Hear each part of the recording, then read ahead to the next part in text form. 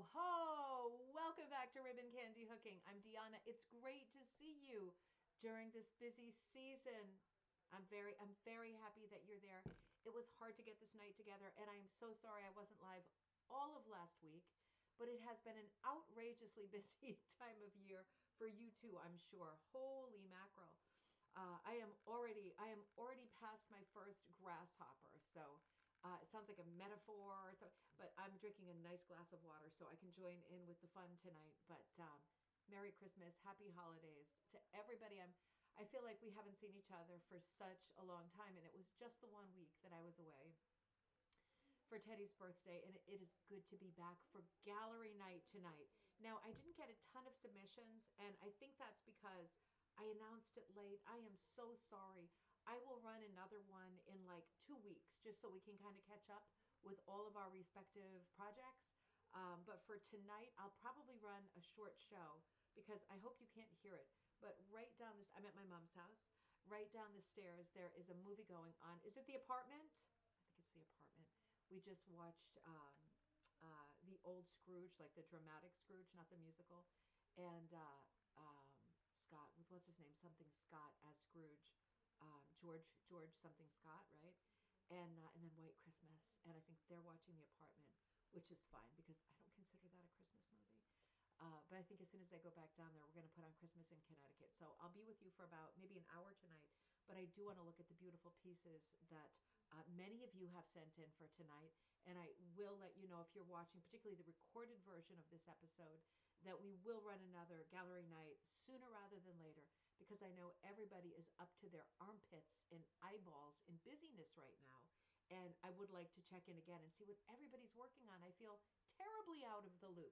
Let me start by saying goodnight to everyone who is there. Cheryl, great to see you. How are things on the Cape tonight? Is it very festive? I bet it's so festive. My friend Sherry, she was been part of the busyness of the last like 5 days. Because as soon as we got back from our trip to New York, which was super festive and so much fun, and I have to say, busier than I have ever seen New York, like in my life. I couldn't believe it. We go every year and we stay over, and this year was very, very busy, which made me feel, number one, aggravated and challenged. But number two, I felt like, gosh, people must have money because it's not cheap to go down there. But there was a lot of people, and we had a wonderful time. And thank you so much for everybody who wished Teddy a happy birthday. He is now a teenage child. He is my forever baby. Maybe you can relate to that sentiment. He will never be a big boy. He is always my tiny Teddy. And we had a wonderful time. Joss had a wonderful time. It was really fun shopping around Macy's, seeing the tree, going to FAO Schwartz, Nintendo, all of it. It was wonderful. Um, oh, is my sound down? I'm not going to say any bad words, but it was down, which means I got an update. I am so sorry about that. I hope it's better now. Okay, let me know. Oh, you missed all of the intro. I was talking nonsense for the better part. I'm going to put it up even higher. I just don't understand. I just hate it when things change. I'm so sorry. Thank you for letting me know. I should always check that first, and I forget to because at the same time, hold on, there's a few different things. Okay, I can see I definitely have had an update. Hold on 1 second. Yeah, okay. I see a few different things. I think I got it. I am so sorry, everybody. Yeah, and I wasn't able to see the first messages. Becky, great to see you. I'm so sorry. Melissa, great to see you. Let's start again. I'm so sorry, everybody. Yeah, my volume was down, and I definitely didn't do that. So that is really incredible. Happy day before Christmas Eve if you're celebrating Christmas. Happy holiday, whatever holiday you're celebrating. I hope it's a great time. I hope it's wild and crazy in the best way. And we will take a bit of a break tonight. I won't run as long a show as I usually do. I didn't have that many people send stuff in tonight for gallery night. And I said earlier, you maybe couldn't hear me, I'm going to run another gallery night like in 2 weeks because I feel like I put the word out late. I was really having a hard time nailing a date down on my calendar because of all of the stuff we had planned for the holidays. And tonight you can see I am at my mom's house, so I will run a shorter show. But I think I put the word out late. Not a lot of people sent stuff in, or maybe a lot of people are in that the same boat that I'm in, where you started a bunch of holiday projects and you were thinking, I'll put one of the holiday projects into the gallery night show, and maybe you didn't finish it. I'm guilty of that in a huge way. I haven't finished anything lately, nothing. But I have high hopes that everything will get done in the end. It's great to see you all. Melissa, happy Christmas. Great to see you. Kaz, happy holidays. Great to see you. Cheryl, I started because you were the first comment I could see by saying, I hope that it is nice and festive on the Cape. It feels like winter. It feels like winter here too. It didn't. It felt like summer. There was like one day in New York City that I didn't even have my jacket on, and I thought, this is like convenient but not right. And yeah, and then I think I put the word out to Murphy, and now it's unbearably cold, like unmanageable. You walk outside and your face hurts, like your face just hurts. I'm gonna need a baklava or something like that, because I was walking the dog and it was like, your skin, your eyeballs, it's cold. So we are feeling it now on the East Coast in New England. Rita, great to see you. Merry Christmas to you. I've been loving looking at your photos. Judy, great to see you. You hope everybody had a lovely solstice. Now we are on our way back to longer days. Isn't that a great feeling? I mean, we have we have done the hard part. We have gone through the part of autumn where we're getting these short days, and now we are on the upswing again, and every day from now until we start complaining about the blasted heat, every day in between is going to get a little bit longer, and we're going to have a few more moments, minutes, and eventually hours to be able to sit in the sun and or sit in the window and work on our projects. Sounds great on a cold day, doesn't it? Maureen, great to see you. Perfect way to relax on this wintry day. Relaxing is the thing, isn't it? I realized I was having so much trouble putting down a time for us, because every day I have had multiple things on my calendar for the day, and today has been the first year in so many years, like since before I was living in Europe.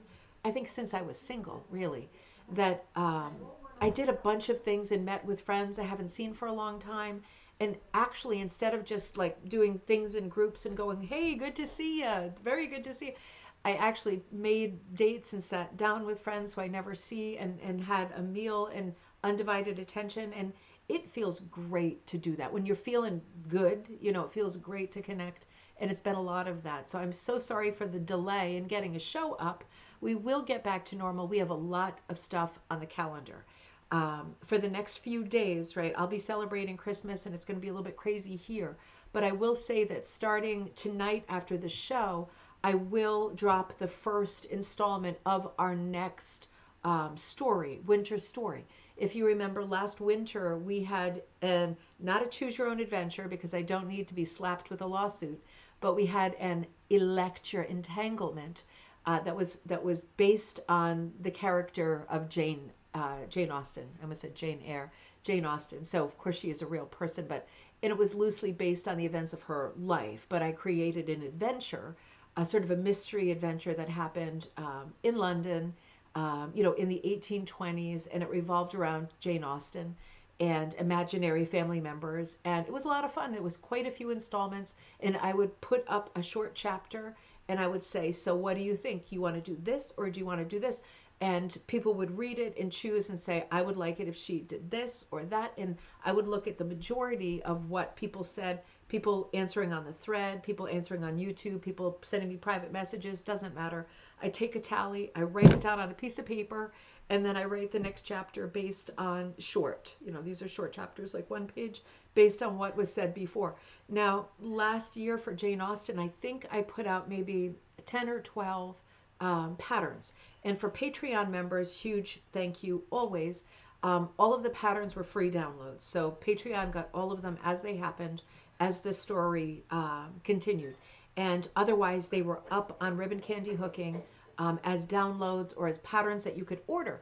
And if you notice this year, this issue of Magpie Times for the winter issue 2024, I did a short sort of article that introduced that whole event last year and introduced the opening chapter for the Jane Austen sequence. Plus, I think I did 2 new patterns for Magpie Times and a bunch of examples of the Jane Austen patterns that people had hooked and punched, and they are in the current issue of Magpie Times. So if you're wondering, are you going to do that next winter for this winter's story? And the answer is yes. Yes. Barbara already asked me that question. The answer is yes. So this year, the character is Louisa May Alcott, and the story is set in Concord, Massachusetts, and in Boston. So we're coming out of England, and we are in the United States, and we are looking at Louisa as a character based on basic facts about her life that we all know, I'm sure. Like, she was a famous writer. She was a powerful sort of single woman, the breadwinner for their home. She was friends with Henry David Thoreau, Ralph Waldo Emerson, like lots of literary luminaries of her time. And she was a Civil War nurse, right? She wrote the book Hospital Sketches. I am not getting into that at all. But I will open the story tonight, and the first chapter is already written with the first free pattern for Patreon members. Otherwise, you'll see it on Ribbon Candy Hooking. I open it when she is in her early 30s, like I think 32, because I'm opening it right after the Civil War has ended. So while it is not a true like autobiographical story, and she will be having some wild adventures that you choose, don't blame me, right? You're going to choose her adventures.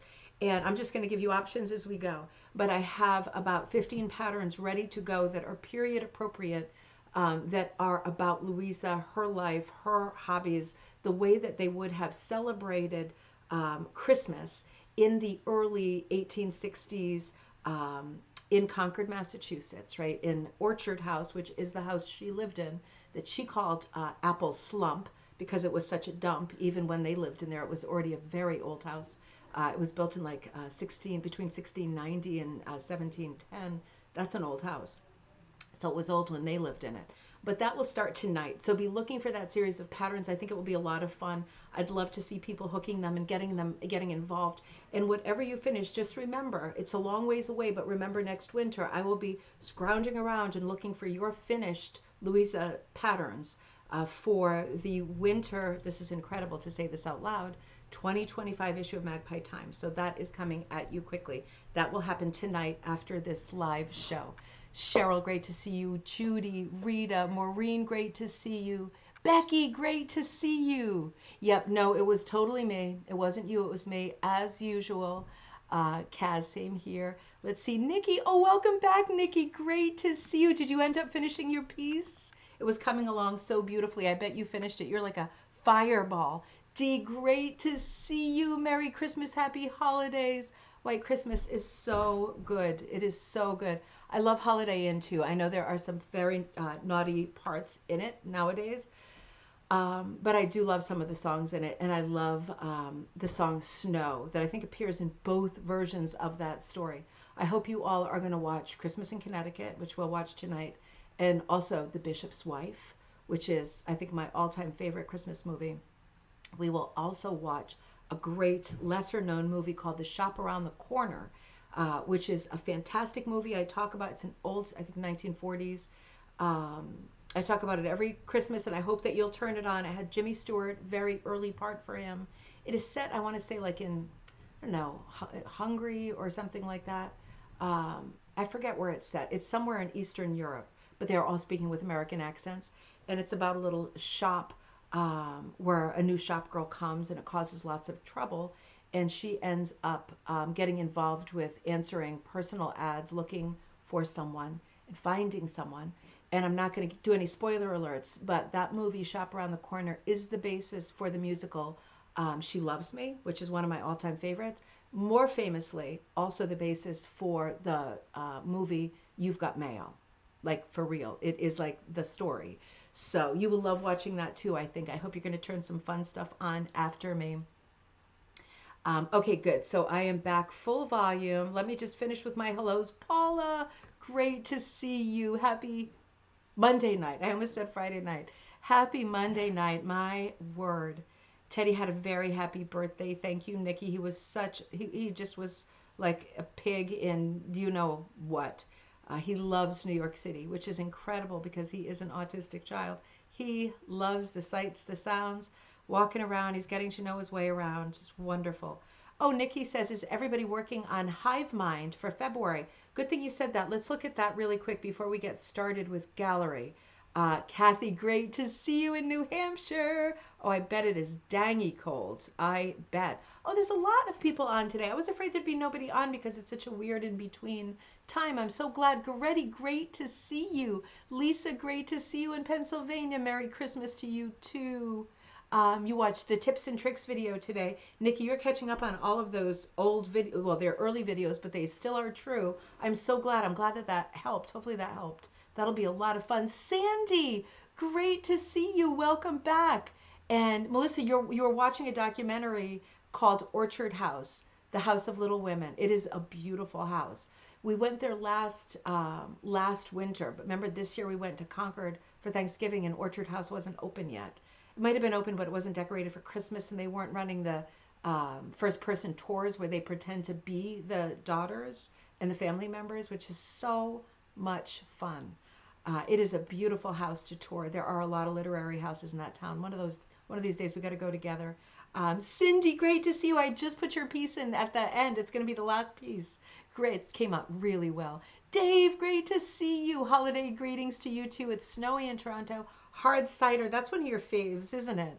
And brie cheese. Oh, I love brie. That sounds so perfect. Was I naming all your favorites, Dee? I watched another cute one last night I'd never seen before. Maybe it was a Hallmark, I'm not sure. It was with Brooke Shields and Drew Barrymore, and it was called A Christmas Castle or A Castle for Christmas. I think it's maybe 3 or 4 years old. It really was so cute. It also had the guy that was in Princess Bride, blonde guy. I don't know him other than from that movie. It was fantastic. And I want to also highly recommend this year, if you're a Hallmark watcher, You made me think of it. There's that Rockettes movie, like Christmas Extravaganza or whatever. If you look for a Hallmark Rockettes movie, for me it was Hallmark's best movie this year, best Christmas movie. It was fantastic. But also Christmas at the Biltmore was also an amazingly great movie this year. Very history driven and very good.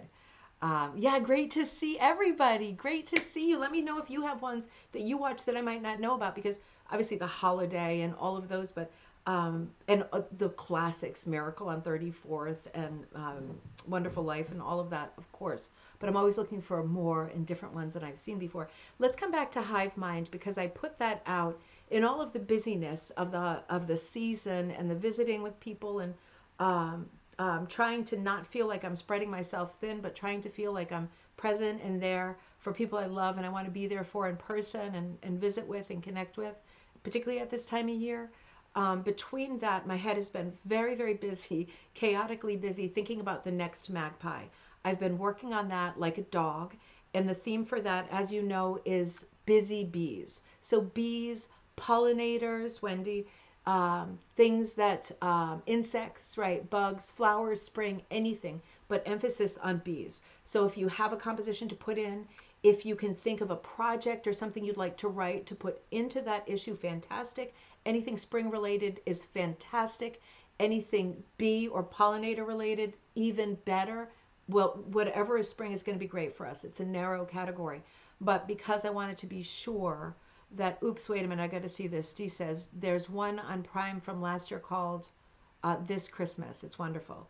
This Christmas. I won't. Because some of you, I think, play the game like we do, that you win until you hear that song. I've heard it 100 times, so I'm out of the running, but maybe you haven't yet, so I will zip my mouth. I was trying to get some bee stuff ready for you if you were thinking, I would like to have a presence in the next Magpie Times, right? It will be the 5th issue, but I don't know what to do. I put out a free pattern at Ribbon Candy Hooking, and I'm going to show you what that looks like, just in case you have not seen it yet. I noticed that some people who are new to the page, and quite rightly, were saying, can I see a picture of this finished? I mean, I don't mind if people put finished pictures up, but the idea is to do it your way. I have seen a few finished pictures that are all fantastic. fantastic. They are incredible, the ones I've seen. I haven't started. I might not do this one. I'm doing others because I have quite a few designs for you for this issue. But quite a few people are doing this. I've seen it in Mini Punch. I've seen it hooked, and it is absolutely beautiful when it's done. Any color plan, right? Because I have not given a color plan. I'm leaving it up to you. You decide.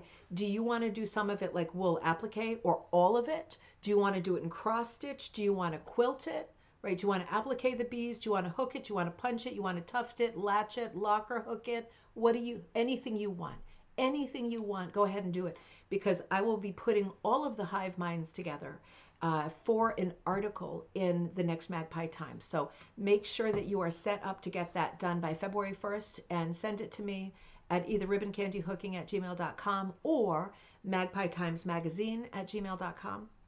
And I will get yours in there too. I have to say, within, I released this as a free pattern, and we're a big group now.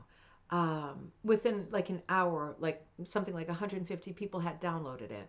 So it doesn't mean that everybody will finish it and send it in. But I'm thinking, when we do this stuff now and I put a free pattern out and it's for something like a magazine, it might be that it gets busier and busier. And hey, if Magpie gets thicker and thicker and thicker, then it does, right? Then we'll just need a little bit longer to edit it on the back end of it. But it might be that Magpie grows sort of proportionately according to the size of our group on Facebook, which is Rug Hooking and Punch Needle Club, and also our group here on YouTube at the Ribbon Candy Hooking channel.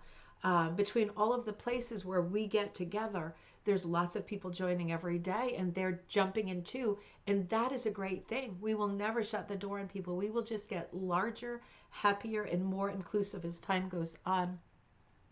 Let me change my glasses for a second. Wait a minute. I see a name I don't normally see. Lil Aliu. I probably screwed that up. I am so sorry. Great to see you. Hi from Island Pond, Vermont. Quite cold and 7 inches expected. At least for us here in Connecticut, maybe for you too in Vermont, this is the first time in years it's possible to have a white Christmas. Would not be nice. I think that would be nice. I would love that. Nikki says, I use the fiber tape to transfer it to my monk's cloth. Fantastic. And you started hooking it yesterday. Great job. So however you all do it, it's going to be great. Do it according to the colors that you like. You don't have to be literal just because it's a bee. You do what you like. Make it your way. Have it your way, Burger King, right? And we will love looking at it in the next Magpie Times. So that is happening right now. And Nikki, thank you for reminding me, because I want to be sure everyone who wants to do that will do that. I also want to let you know that I put out the next Design Like class, and it is Design Like. This might not be a name that you know. Fredensreich Hunterwasser. It's an Australian.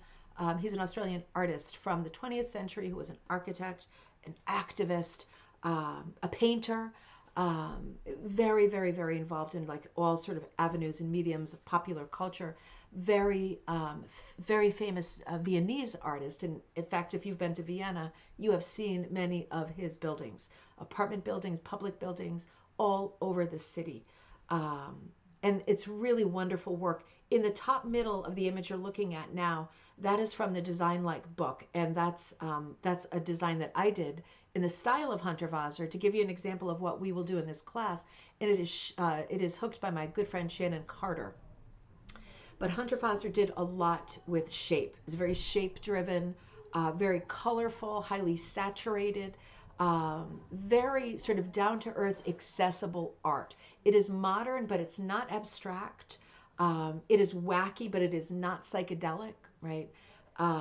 It's really wonderful. It's going to be a great introduction to a man whose life was extraordinary. And we're going to be looking at some tricks and tropes that he used in all of his work throughout his career, whether it was an apartment building or a painting, right, a watercolor. It'll be a really fun class, and I hope that you are signed up for it. That is one of the many things on the calendar right now, and much more to come. So let's start with gallery night. Now, right out of the gate, I have to say, if this is your piece, let me know, because this email came in with the name MJC. and those obviously those are initials. And I couldn't put it together because I'm a ding dong like that, but it didn't come through with the name, and I didn't know if it was meant to be like anonymous, or if sometimes it happens that people write to me from a different device like a phone, and I don't get the name, and it's like hey hey because we talk all the time, and it's coming through somehow differently, and I just don't know. So listen, MJC, this is fantastic. I loved receiving this, and I'm so glad you sent it. I would love to attribute it to you if you want me to. This email said, I made this rug from a purchased pattern. Currently, I've lost track of the artist. Does anybody know the artist? Right? Does anybody recognize this pattern? Because it is very distinctive and different. Let's talk about the design in a second. The trees did not have enough contrast with the background, so they all got a little outline with some very bouncy speckled yarn. Now that's a great idea. I'm not going to make it a heck of a lot bigger because it is a small file, this image, but I will say you can see, sure enough, that around this beautiful sort of church or mission building, there is a little sort of grove of evergreens.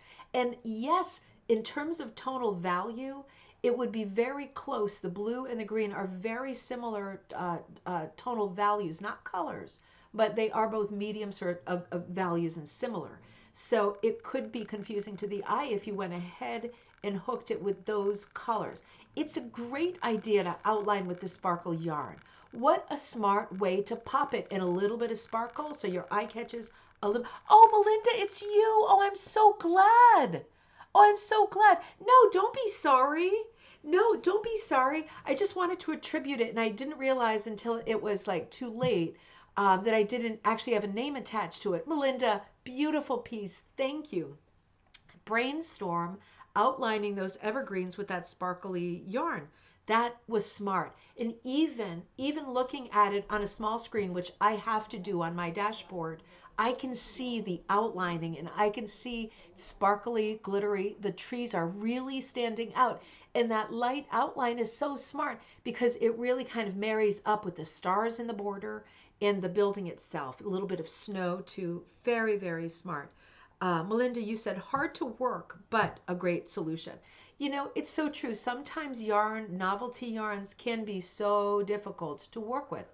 Sometimes you want to double them up. Sometimes alternately you want to unply them, meaning if it's like multiply and it's got a high twist, sometimes you want to cut it and untwist it, right, to try to get it to settle down.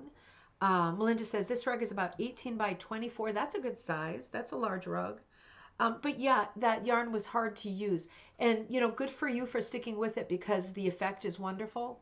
But I get what you're saying. And sometimes it is hard. And obviously, if you're new to hooking and punching, the more experience you have with using different kinds of fibers, whether it's fabric or yarn or whatever, you figure out over time how to make it behave, right? Some stuff will never behave, and then you have to decide whether it's worth it or not.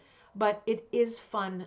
It is fun to work with non-traditional materials like this yarn. Melinda, you said my favorite part of this rug is the green whipped border. I'm going to open it. Oops, I'm sorry, I didn't mean to do that. I'm going to open it up just a little bit, and let's look at the border a little bit. Oh, that is pretty. Oh, you did it in the same sort of, Melinda, is that yarn or is that wool strips? It's one of the colors of the trees in the center. You've got more than one green going on in there. You know, I also love I love the text. I love the font. You know, I love the red. Sorry, hope you can't see that. I'm fooling around with the screen. This update is a little bit different. I love the stars. I love the heavy golden scrolls and the gold stars. I love the sprigs of pine or evergreen in the corners. And I really, really, really love the text for the Merry Christmas. I love how thin it is. Reminds me of an artist. I'm never going to think of the name. It's a Cape Cod artist, Cheryl. She always has a black border with red words and very sort of folky, naive font. And I just love it so much. It makes me feel folky in the best way. Oh, so your border is yarn, wonderful shamrock green. Oh, it really pulls it together nicely. It's, you know, it's like such a festive scene. There's so much going on.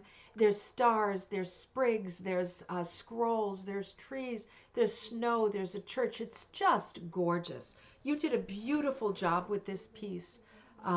It's such a nice festive seasonal piece, isn't it? Really well done. Thank you so much for sending that. And I'm seeing your initials in the corner now. So I should have just dropped the J, and I think I would have figured it out. I'm like deer in the headlights with stuff like that. I thought, oh no, don't know. This next piece was sent in by Karen Garby. She says, I just finished this number 3 cut fine shading project from a class that she took at the ATHA convention this past fall. So that was the one in Texas, right? In Grapevine, Texas, with Victoria Hart Ingalls, Ingalls. It's called Skating Lady. It measures 8 by 8. Whoa, that's really small. 8 by 8. No, it's got to be 8 by 10, don't you think? Because it's not a square. Absolutely beautiful, Karen. It's beautiful. She almost looks like a tulip, right? There's something about the way her skirts are kind of blowing out. Very modest long skirt, but you are seeing the feet because you want to see the ice skates. Just a little bit of ground underneath her to ground her. She's just beautiful. The shading is gorgeous. It's obviously a small piece, a very narrow cut. It's finely shaded. It's beautifully done. It really glows. She almost has that Sunbonnet Sue kind of countenance. You're not seeing the face, but the poise, right? The body is positioned such that she has the anonymous face. The little brim of the hat is hiding the face, but very graceful arm slipping out to one side and the other holding the Christmas present against her. It's just beautiful. It's just beautiful. And I love the color blue for Christmas, particularly with the green substitutes for red and green, pink and the gold green, right? The pink is like, you do see pink a lot for Christmas stuff. Whether or not it's meant to make that correlation, don't know, and it doesn't matter to the piece. But the pink with the green together does make me think Christmas because of red and green. Really pretty. Nikki says, I love the greens. Yeah, it is that really, it might be like the Reseda green, the cushion green. I'm thinking it's got to be a cushion color. It almost goes toward the bronze green. It's got a little bit of yellow in it, but like an olivey yellow, but we're not getting too warm. It still stays kind of mossy and a little bit cool. It's a very unusual color palette using the gray down below so that Karen can do the background in white, which just kind of cements the thing as being a winter piece, a snowy piece. It really is so pretty. Oh, Ryan, there you are. Great to see you. Happy Christmas Eve to you too. Happy holidays. Peace and love to you too. It's great to see you in Texas. And Becky says, I love the different styles of the yarn work for the last piece. Yes, for Melinda's piece, top and bottom, different. So neat. Yep, so neat. So these first 2 pieces have been very different. Melinda's piece, right? Let's go back and look one more time. Beautiful, more primitive composition, right? Very sort of folky. It hits me right in the heart. I love folk art. Very different than the piece that Karen worked on in the class. Much sort of more traditional, very a little bit romantic, and all of that fine shading that Karen always does so well. Um, she's not a new hooker anymore, but even when she was a new hooker, she was really excellent technically at doing the really difficult things. Are a sight to see. They are, Nikki. It's such fine hooking. And, with a piece like this that's quite small, you could get away with doing the green part, the blue part, or the pink part with a swatch set, right? One of the DORR mill swatch sets, because they cannot be large surface areas. And in a piece like this, whoever is hooking it, in this case Karen Garby, one would be looking for the sort of color change or the ombre gradation going from dark to light. And with a small piece like that, those swatch sets are often right there available for you. I have a bunch of them if you're looking for any. Melissa, you sent this beautiful piece in. Good morning, Deanna. We have had a fresh dumping of snow here in New Brunswick, so yesterday was a stay inside and hook day. Well, not that you need to look for an excuse, right? But there you go. I finished this little rug to hang by my door. It's called Love Lives Here. Oh, and has my favorite colors and themes in it. Oh my God. Have a wonderful Christmas. Cannot wait for 2025. Love, Melissa. Love to you too. I can see the snow outside. I love, Melissa, you often do pieces that are unexpected proportionately. You often do either vertically or horizontally stretched pieces. And this is one of those. It is difficult to do a composition that is vertically stretched like this, but you have done a beautiful job. You have got the star, the moon, and the house, right? You love the primitive houses, and now you have a primitive house. You have a beautiful salt box, but it is a lovely piece, and I'm guessing you already had an eye to where you were going to put it, so you had the proportions just right. And gosh, that looks so pretty with the white background, the way that you have hooked up the house on the white wall, and it's extra pretty looking out at the white snow. Let me just make it a little bit larger for us to see. The snow is making the image a little bit darker. Oh, it looks great. Let me make it even larger because you always send a really big file. Oh, that is so pretty. I'm seeing all of that dense and high texture in the background, and I'm seeing your color changes, right? I love the color substitutions. It looks like so old. It looks like a 19th century piece when you move to different colors suddenly. I also love the blue outlining that you have going on. The blue outlining on the moon, and just a blue moon and jet blue moon is absolutely beautiful. But the blue outlining on the gold star, those being complementary colors, is very striking. Yeah, all of that color change in the house is just gorgeous. This is just gorgeous. It's a beautiful, simple composition, but it is just stunning. I love the colors. I love the sort of looseness of the shape. It is not rigid and boxy. It is loose and fluid. It's funny that I'm looking at this now because I don't look closely at the images you send me until we're live, just so I feel like it's spontaneous and I'm enjoying them with you. Seeing this piece is funny because the piece that you're going to see tonight for the Louisa May Alcott has Orchard House, because Louisa May Alcott called Orchard House Apple Slump as like an insult in her personal joke. The house is a little bit wonky, so your house even more so. Apple Slump a little bit in the image that you'll see is when I get off and post the first installment. But it reminds me of that, and it's funny. We were both working on like a bit of a lazy, wonky kind of a house at the same time. We're often doing that, aren't we? It's so much fun. Absolutely love it. What a beautiful piece. What a fun piece. I love the height and texture that you've got. It is just gorgeous. And you are fast. You are one of the fastest hookers I know. Absolutely beautiful. Let me come back over here. And Dee says, what a fun piece. The colors are great. The colors are great. I just love how that blue is like hiding under the surface. You know what it reminds me of? I'll have to show you. I can't show you yet. Can I show you? No, it's not here. When we were in New York, Jocelyn found this thing that was really interesting to me. I'll show you because she might have some under the tree right now. Um, Listening to sounds, make sure she can't hear me. But it's a stuffed animal, and I don't know what they're called. She saw it at a store in Times Square. She was very excited and she wanted it, and I found like three more, so we got them. But it's a stuffed animal, and in this case, it was a cloud. It was a cloud with like a kawaii face, and it looked like it was white, like it looked like it was a white plush toy. And the point of this toy is to pull off all of the fluff, all of the white. And when you do, the stuffed animal, right, the plush toy is actually a completely different color, but you don't know until you pull all the bits off. So she opened it, and I mean, it took her hours of pulling off the white fiber from this plush toy. And as it emerged, I think the cloud was like this pretty light blue color, still with a face on it. It had a face underneath too.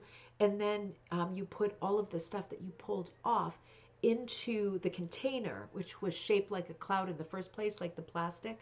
You put it in there, and it forms like a separate piece. Like if you hit it with a needle felting thing or whatever, it would probably stick together and form a second toy. It's a very strange toy, very strange, and I didn't know about them.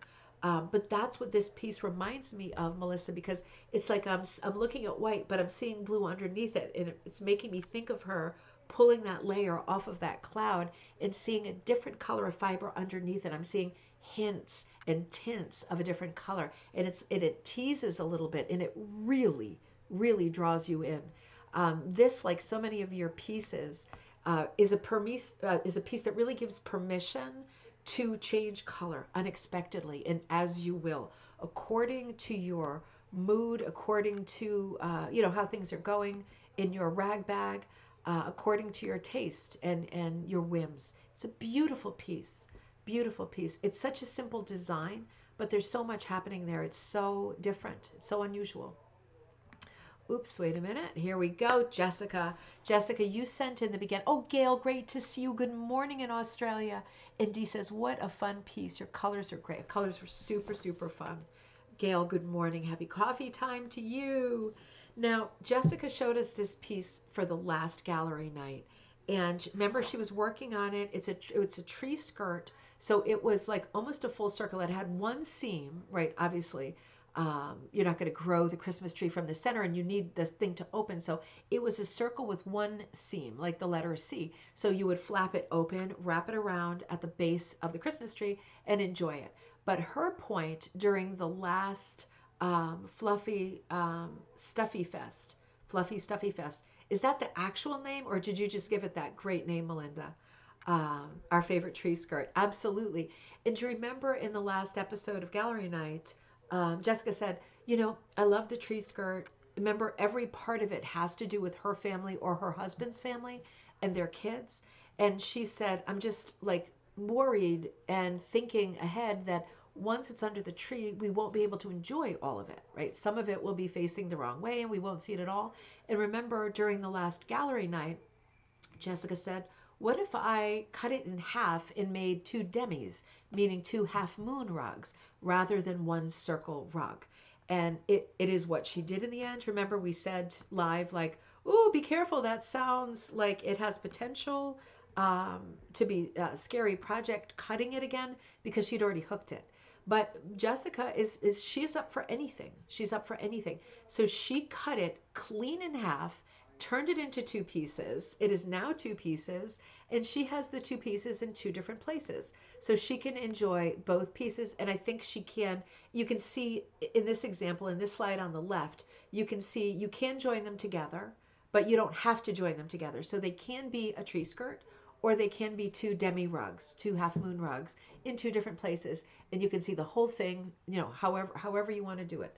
Now, every part of this circular rug, now two rugs, is extraordinary. And I really love this segment for myself the most, because it's a family piece. It's basically a portrait piece of her kids, her husband, their family. But the idea of snow angels and making patterns in the snow is so relatable and universal. I just love the way that she showed the movement of the snow angel in this piece. It's just so charming. It's so fun. It takes you back. It's just absolutely gorgeous. It's a brilliant idea, and being able to attach them again, I think, is important. It does have a level of technical difficulty, right? You're going to want to Velcro or sew or snap or somehow figure out how to piece them together again, be able to put them together and take them apart without too much ado. But you can see in this example, she has got one of the half moons like next to the tree, so nothing's covering it. Everybody can see it. It says Happy Christmas. Everybody can see it. It's just amazing. Kaz loves the color of the sky. Dave says, I'm not skirting the issue. Ho, ho, ho. This is terrific. It is an heirloom piece. I like it. That was a good one. It is an incredible heirloom piece, and it's a winter piece. So it's not like it has to go away as soon as Christmas is over. Here's the other half draped over the back of the sofa, like what were those things called? Anti-macassar or something like that. Remember the like lace doily things that you'd put because of the hair gel in men's hair? It's like that, but I'm sure nobody's going to make it dirty with hair gel. It's just a beautiful decoration for the couch, and another opportunity to look at the second half of the rug. It is just extraordinary, and two pieces together, so you can see how well this works as one unit and as two separate pieces. It is just stunning. We loved it. We loved watching her work on it in the last chow. And I know you feel the same way I do, that you're loving seeing it done. Look at the top where it says Merry Christmas. Remember in the last episode of Cocktail Time, we were saying how smart it was to do some of the snow like in shades of gray with some rock showing. Like you wouldn't want to do yellow in the snow for obvious reasons, right? I think it was very clever of her to stick with these super, super cool colors. The grays, the dove grays, the whites, slight off whites, but not leaning toward warm, because then you go to yellow and it brings up different questions. This is a super cool palette rug, but it does have the dark, light, dull, bright, and the red is the poison, the red is the bright. Um, Absolutely extraordinary. So yeah, I think forever we will be wanting to look at this rug at this time of year, because it's so beautiful and unusual. Ryan, you sent some lovely things too. You were out shopping, and you sent some photos of some things that you found that you knew we would be interested in. You wrote, let me first come back to you. Gotta have some water. I feel like it's so dry lately too. All right. Ryan, you wrote, I wasn't sure if this was worth sharing, coffee time, cocktail time, but when I saw all of these antique rugs today, I immediately thought of you and the group. Isn't that a great feeling? And I feel the same way when I see rugs and I'm out and I see any textiles. I think of you all, and I think, ooh, I can take a photograph of it and I can show you, and then we can talk about it together. Isn't it great? It's just great. Ryan, I'm so glad that you sent quite a few beautiful pieces that you found in one day. These were all in an antique mall that is literally down the road from me. Today was my first visit in the 11 years I've lived here. They're only open on Saturdays from 10 to 3. That is a bit inconvenient, isn't it? I came across so many hooked rugs. I was amazed. All this time, some history and inspiration was just a stone's throw away. While I'm a puncher, I do love the history of the craft and antique rugs. I find particularly special so early, so DIY. Sadly, so all of these are like handmade. In other words, sadly, most of them were being used as floor rugs in the walkways of the labyrinth of the antique malls. Oh, I see what you mean. They were down on the floor of the antique mall. People are walking through with winter boots or whatever in Texas. You have had a cold time in Texas, though. Have you had snow too? Just thinking about boots and what would be on the boots. Certainly, moisture would be on the boots, destroying the rugs, right? But you do see them down in antique malls because people, they don't have great value. Hey, hey, hey, my Toots Rose. You coming to say hello? Yeah. There he is. There's the birthday Christmas boy. Eve. It's Christmas Hello. Eve. Ryan just said it's Christmas Eve. 13. Thank you. 13 years old. Yeah. They were asking if you had a good time in New York and if you Yeah. had a good trip, and I did. you did, didn't you? What was your favorite part? I'm. It's kind of hard. It was also good, wasn't it? Yeah. It's the vibe. Is it the vibe? Yeah. It's mainly just being there. Yeah. Is it the New York City rhythm running through your life? Barry Yeah. Manilow. Yeah. He loves the vibe. Teddy, look at you got Hello. somebody saying hi. Hello. Oh. Thank you. Goodbye, guys. Okay. Watch your kilt. Watch your kilt. Goodbye. Donald, where's your trousers? I don't know what he's got on under that quilt. Okay, so let's come back over here. Okay, so they are down on the floor. It's like a labyrinth at the antique mall. Here are some of the pieces I found appealing. The second colorful geometric is your favorite. Let's look at that one together. All right, let's see. Little old Ted. What a sweet pea. So this looks like the back. So I'm thinking they have it, either this is the back of something or it was down, the back of it was down. This is definitely the back, but we can clearly see, I'm going to say, I think this is an extraordinary rug. I think this is a good rug. It's not in great shape, but I will say, I'm just going to switch my glasses while we kind of inspect these. It looks like a dog. It's super unusual. I don't think it's a commercial pattern. I think that the person who did it was honoring a pet. It might even be two pets. Looks like there might be an animal in front of the dog's front paws. There is something so clever about the sort of suit. It reminds me of suits of cards, the shapes that are going around the edges. You can see the treasured kind of pinky mauve color as opposed to the many grays, blacks. The denim blue and the navy blue, I'm sure were treasures too, but it looks like there was a very small amount of that pink color, and they really enjoyed having it in a prime spot. Maybe hoped that it would go into all four corners, but it didn't stretch that far. Since we're seeing what I believe, let me just stretch it as I run my mouth. I mean, it looks like the back of the rug to me, but let me just be sure. Let me make it a little bit larger. Sorry, I'm taking you for a ride with me. Let's see. You know, I might be wrong. Hang on. It is pinned. Okay, it's pinned. Oh, you know what it is? It is the back. Someone's pinned it down to punch it. So this has been done. This has not been hooked. This has been punched with one of the shuttle punchers, 100%. One of these guys, you know, with the two sides that almost look like ears. That's without a doubt the tool that has made this. So it has been pinned down with tacks or upholstery tacks onto a piece of wood like a frame. And someone was working it that way from the back, and that's what we're looking at here. It has been patched, which is weird. So yeah, I mean, you can see the sort of, you can see it's the back, and you can see the sort of channel that it makes. That tool is similar to an Oxford punch, right? It goes in rows, so you end up doing directional hooking whether you want to or not, because you have to do this continuous row. You can kind of echo your shape and do sort of concentric interiors of the shape. And yeah, it works the same way as a punch, and it works in reverse. So we're looking at this piece in reverse. It's a curious piece because there seems to be a little bit missing from the brown. I don't think that's an animal. I think that's piece that's come out. I'm wondering if somebody later was trying to go in and patch the sides, because you can see a patch on this side and you can see a small patch here.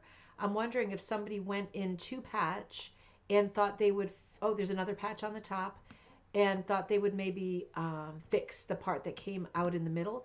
Could be that furniture was sitting on it or something. Very unusual piece, right? And I'm curious if you remember how much this was. I mean, in terms of the way that it looks, I'd like to see the front, how faded it is, because the colors on the back are very pretty, but it could be that it's a hot mess on the front.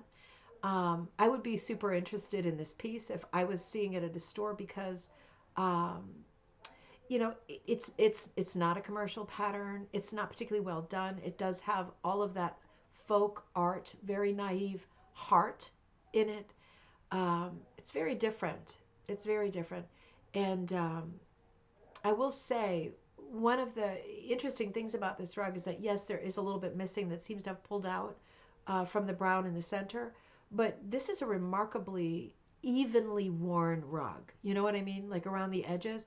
It's not like we're seeing, I'm seeing it, the tape on the back that's been folded back, but I'm not seeing around the edges what looks like, again, only from the back, but I'm not seeing extraordinary loss. It's still quite square. It looks pretty stable, not for the floor, but for a wall.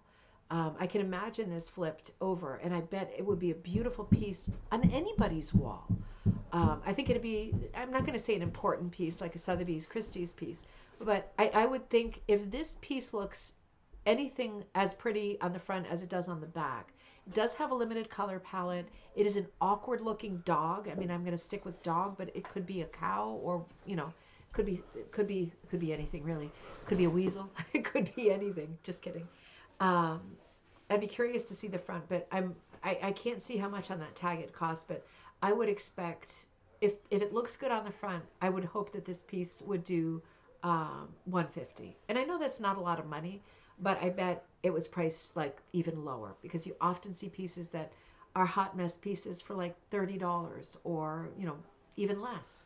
I'm curious about how much it might be, because it is quite different. But let's look at your, okay, so Ryan, this was your favorite of them. Love you, Mama. I love you too, baby boy. I'm back. All right, you are, but he is back. Yeah. See you. This was your favorite, Ryan. I can see why you like this one. This is, you know, this is funny because this piece also is quite evenly worn. I guess it's because it's been down on the floor. It is quite worn. So if you were to get this piece, and I think this is a really nice piece, I can't tell exactly how much wear there is, but I quite like the way that it is a bit threadbare in the black border. And I quite like the static quality of the checkerboard hit or miss in the center. There's enough black present to give it this kind of cartoony backbone, don't you think? And it's missing a bit on the edges too, and I wouldn't want to fix that. I think it's really good. I'd be really tempted myself to put black tape, binding it around the edges to kind of seal up the edge with a black tape that was pretty not interfering, right? Kind of just blending, and to put it on the wall. It could be that it's a stanky skunk of a rug, and it like you look at it and half a pound of dirt falls out of it, even if it's hung on the wall. Could be, it might be. But in terms of its aesthetic beauty, I think it's quite pretty. I think it's surprisingly pretty because we see a lot of these, but color wise, it's very well balanced. It looks very old, but I'm not seeing like a shark bite hole through the center of it. And I'm thinking this is a rug that you could pick up, stabilize the edges, get it up on the wall, never stand on it again, and yeah, save it from a situation that is not so great in the path of traffic. Because a few more people step on the edge of, you see the edges, the worst parts of the edges, and the border's going to start to unravel. I don't think this rug would be as pretty with a more narrow border. You see what I mean? Like, do something with your eyes, do squinties or whatever. If it had a very thin black border, I think proportionately it's perfect. And that's what makes it look surprisingly good for a geometric rug that is severely beat up. It looks surprisingly good, but I think if it had like a small little border, it would look like a thousand other rugs. I would definitely want to save this one. This is a super, super beauty. Um, Pretty rug, this one. This, I think, is an Aunt Lydia, or at least it's that like 1930s era catalog rug. It is cute. This is one I see often. I see the bulldog, or English bulldog or boxer or whatever it is, standing in front of the gate. There's a second pattern, also the soft oval with the dog standing in front of a fence, single dog. I see that design more often. Hi, Cindy. This is a pretty one, and I see this one too. It's not super rare. It's not super old. It's early 20th century. It does have that coming out of the sort of Art Deco period, cutesy. Um, it's a catalog piece. This piece for me has less intrinsic value because it is definitely a commercial work. It seems to have some damage in terms of like a stain. It's kind of a lucky stain because it's coming down over one dog, and it does look like it could be like a plume of smoke, right? You can explain that smudge away. It doesn't look like a particular smudge. I like the hit or miss quality in the background. There's some whites that are playing with some very light blues that I think really add to the composition. Something strange is happening for me with the eyeballs. It might be some fading. The faces are both excellent, right? Because they're done in a very graphic manner. But I think the faces are both extraordinary. There's not that many lines. There's not that many shapes, other than like the apocalypse zombie eyes, right? Because you could fix those quite easily. Just the position on both dogs of the mouth, like nose to snout, the very very simple lines, very high contrast, but perfect, right? You get a personality from both of the little faces and the little floppy ears. Not so much the legs, right, with the harsh striping. But the faces are very well done.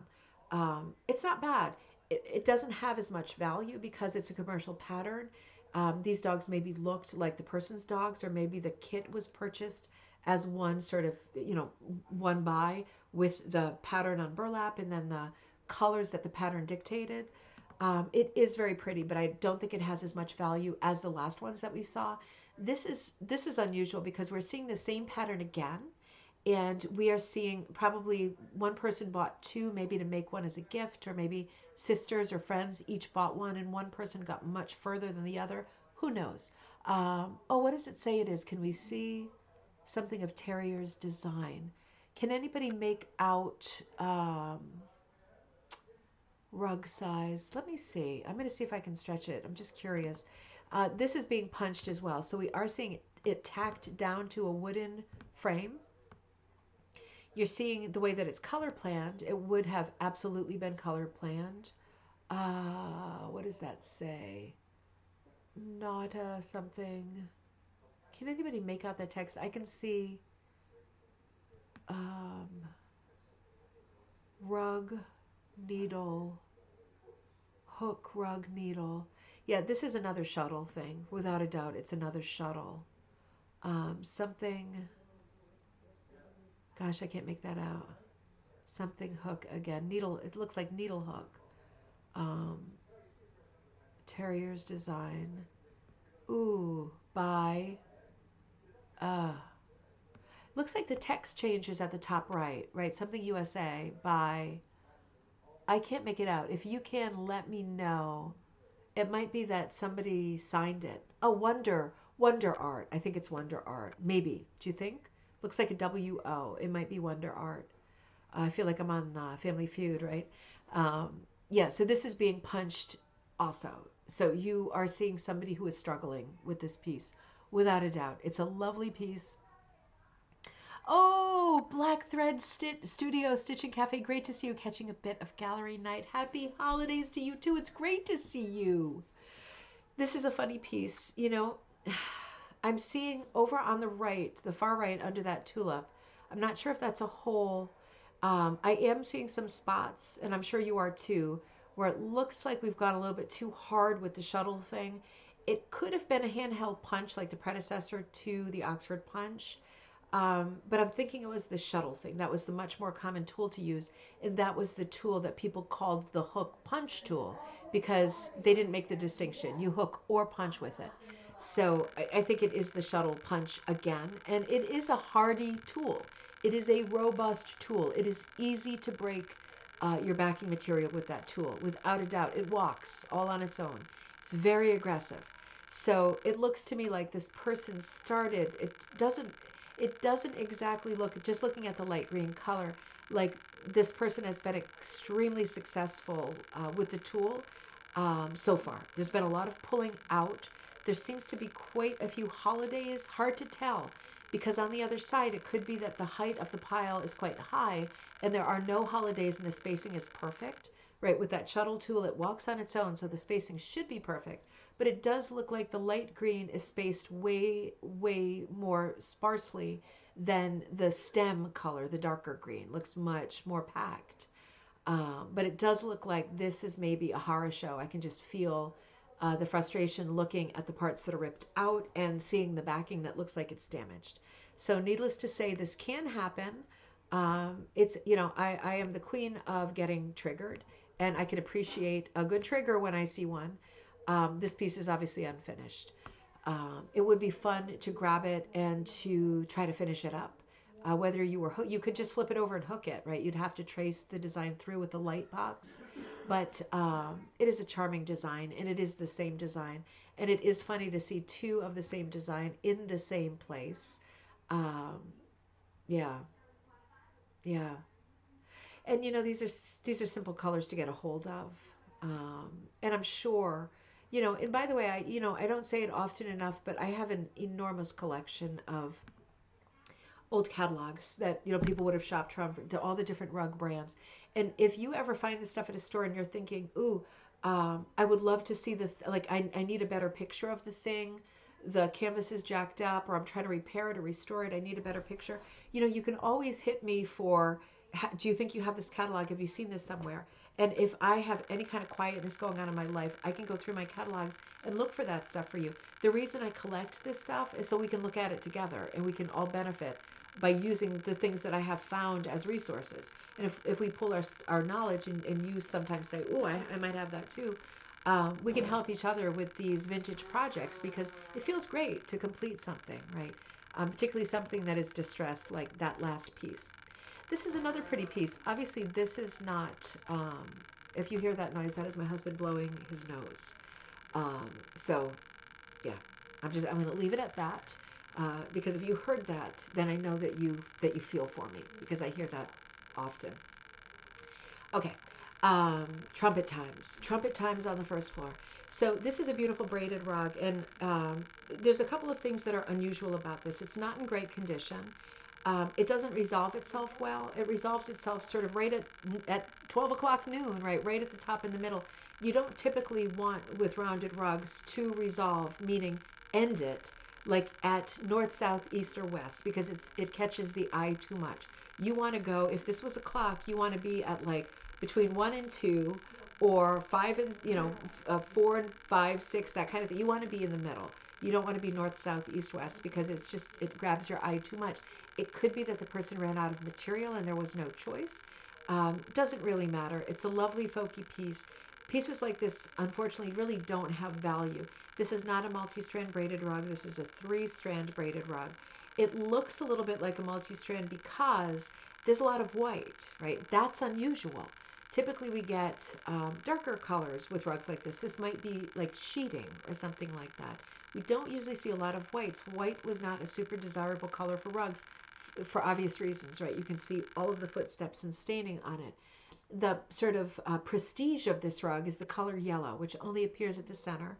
Obviously, the person ran out of the color of yellow and then they stuck with the black and the white. It is unusual because there is so much white.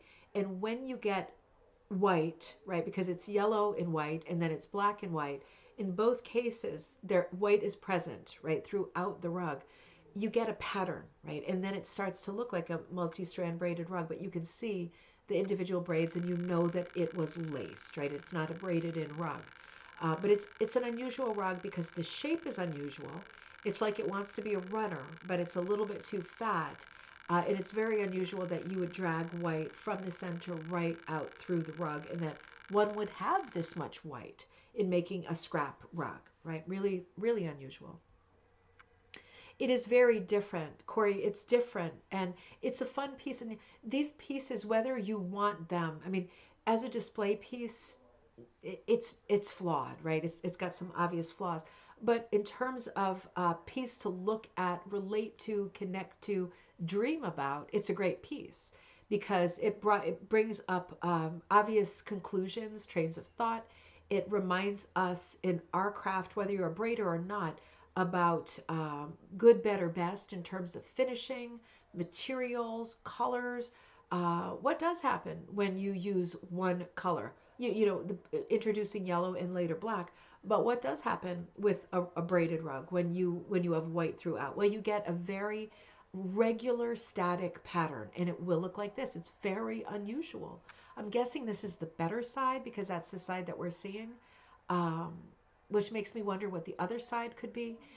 With a rug like this, I don't know how much, if any of it's wool, how much of it is cotton, if any of it's very vulnerable, kind of silk materials or lightweight materials. With a rug like this, if you fell in love with it, right, you could buy it. Just freshen it up, right? You could wash it very carefully. It does not have a burlap foundation or any foundation. So you'd just be looking at, not obviously putting it through the washing machine, not that. With this much staining, you could try to spot clean it very carefully. Um, you could put it down on the surface of a table and cover the parts that were the most sort of afflicted with pretty bowls, big bowls, or things that hid those parts.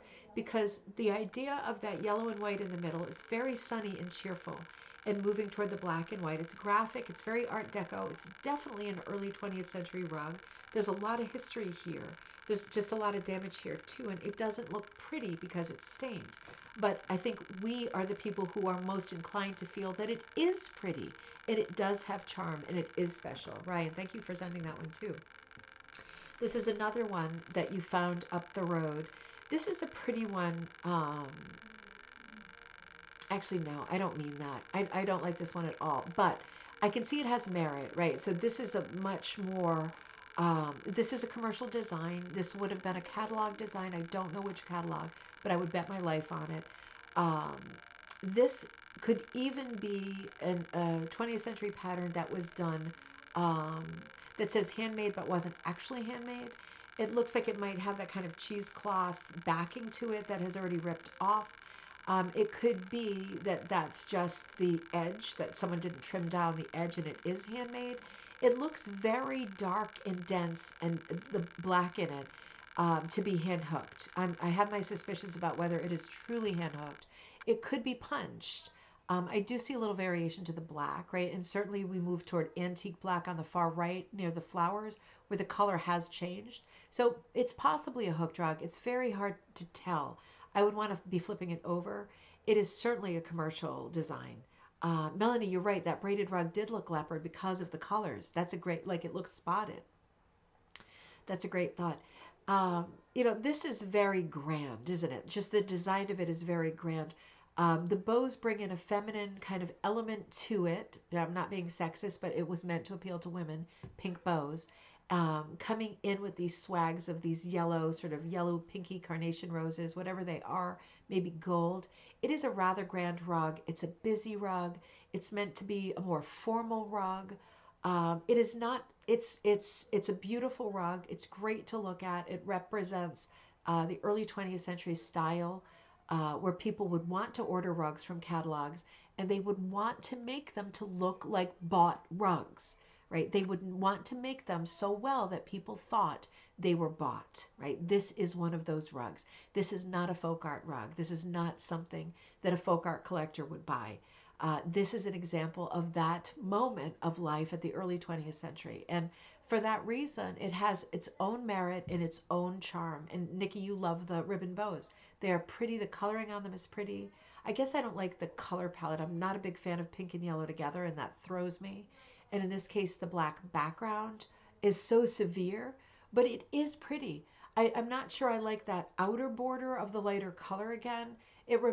Somehow it reminds me of, like, I don't know, the bathroom. It reminds me of, in the 80s when we all put up borders like on the walls, like those small little borders at the top of the wall, and they were often swags with bows, and they were often yellow and pink with a black background. That's what this reminds me of. That's a fond memory for me. But this is a commercial pattern, so this rug doesn't have this, would never in any universe have the same value as if we're just talking about the rugs we've seen so far. The first one I think is still the best one, and the geometric one, while it's not a valuable rug, I think it's a beautiful rug, and I think it has special charm, unique charm. And this is a great rug. It's different and it's pretty. Dee says this is adorable. It looks like a parlor rug. Exactly. It's for company, right? It's for company to see. It looks grand. Um, my 80s vibe is showing totally. Mine too. I miss that wallpaper, incidentally. I miss those borders. I loved the borders on the rooms. And occasionally I check in at like a bed and breakfast or something, and they still have them. And I think, that's okay for me. I really love those 80s borders. I think this rug was right next to the bows, right? See the edge of it there on the left-hand side? Um, this rug is really pretty. This is a commercial design as well. Could be any of the early ones. This looks like an heirloom rug for me, like the company Heirloom out of Providence. This is really pretty. Heirloom did a lot with scrolls that were unbalanced. So we're not getting a really ornate sort of Corinthian scroll. We're getting that leafy scroll without any attempt to be feathery and flowery, just leafy, right? But still very bold, very heavy scroll. And it's got it kind of resolves itself side to side, right? It's not equal. They're not trying to wrap that weight of a border all the way around. The border does a difference. The scroll does a different thing at the top and bottom, the way that we're looking at it. It's an unusual rug. It's a commercial pattern, so it's not going to have great value. I would expect to see a rug like this at an antique store for maybe between $50 and $70. And they typically don't sell because they're commercial patterns. They're not interesting for collectors. I would say this one is a little bit interesting because I like the loss of black in the background. That says to me there's been more than one black used. That says to me that this person did not buy colors with the pattern. They found their own colors. So that it's a commercial pattern, but that's a good start in terms of, like, if I'm approaching it as a potential collector, I think they made their own color plan, and that's a good start. So that's cool. That's good for me. And the leafiness is emphasized by the fact that the border is done in green and white as opposed to, for example, gold or brown. And there's a lot of light of white in the border, which makes me think, and looking at the bouquet of flowers, this piece makes me feel like the person, they had a lot of colors, but they had a little of a lot of colors. Um, and I don't think they had as much green as they wanted. That's a very cool spearmint green. We're not seeing a lot of warm colors in this. So color-wise, it's not a super balanced rug. We are seeing someone who is a bit maniacal about outlining, right, in detail. Did not want to lose any of the detail. And in doing this much outlining, it makes it into a very busy composition. Also, I think not having for the two biggest flowers, right, top and bottom, those flowers have become tan. And do I think that's fading? No, I don't think that's fading. I think that was the color that they had. It's very brown heavy for a bouquet of flowers. Now, is that good or bad? It depends on your eye. For me, it's good that it has the hot mess quality, which I think gives it points because it makes it unique. Do I necessarily want to have two big tan flowers as like the focal point in the center of the rug? Not necessarily. Um, there's a lot, it's very brown heavy for me, but I do like the fact that this person really went to town with all of this black outlining, trying to plug in as many colors as possible. And they balance the colors very well. Like you look at the red blossoms around the edge, they almost look like horse chestnuts because they look like brownish red and they're very, very round. So I think this person, like if I was, Sherlock Holmes, I would look at this rug and say, okay, somebody bought this rug who was very ambitious. They probably had, they were probably confident about their crafting. They probably did needle arts, rug arts. Maybe this wasn't their first rug.